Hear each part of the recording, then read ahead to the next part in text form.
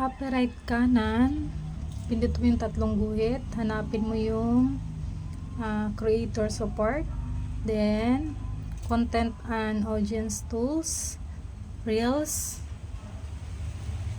then sa reels kanan yung tatlong guhit, then dyan sa baba support inbox, click mo yan, makikita mo na yung may mga warning na mga videos na na-upload mo.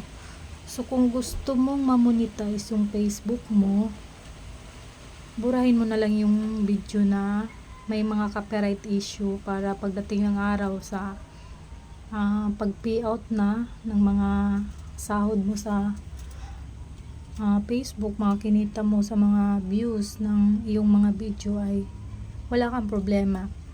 So yung mga ganyan sa akin kasi way back 2018 may mga warning na sa mga copyright issue. So ang pinili ko lang kasi accept changes lang, kasi yung sa akin kasi yung mga ina-upload ko importante sa akin yung mga memories na mga ina-upload ko. So hinayaan ko na lang ma-mute siya sa ibang bansa. Bahala na kung ma-monetize man or hindi, bahala na.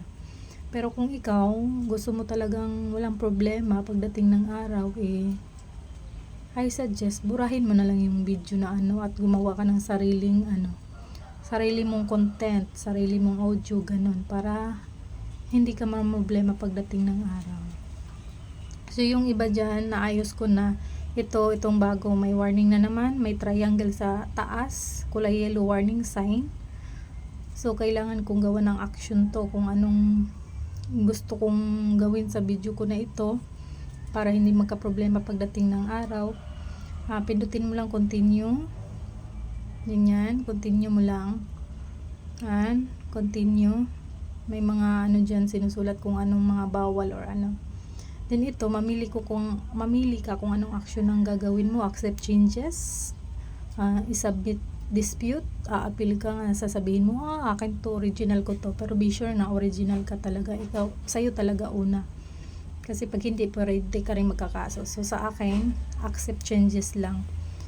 Pwede mo nang i-remove entire video kung gusto mong walang problema pagdating ng araw. So sa akin, accept changes lang ako, means ma-mute lang siya sa ibang mga parte ng bansa.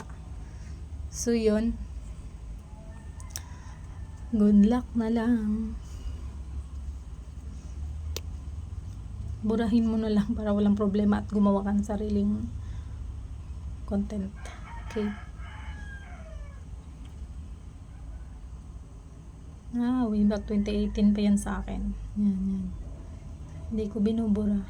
Ginagawan ko lang ng action na sige, i-mute niyo. Pero mananatili yung mga video ko, yung parang ganun lang ang ginawa ko.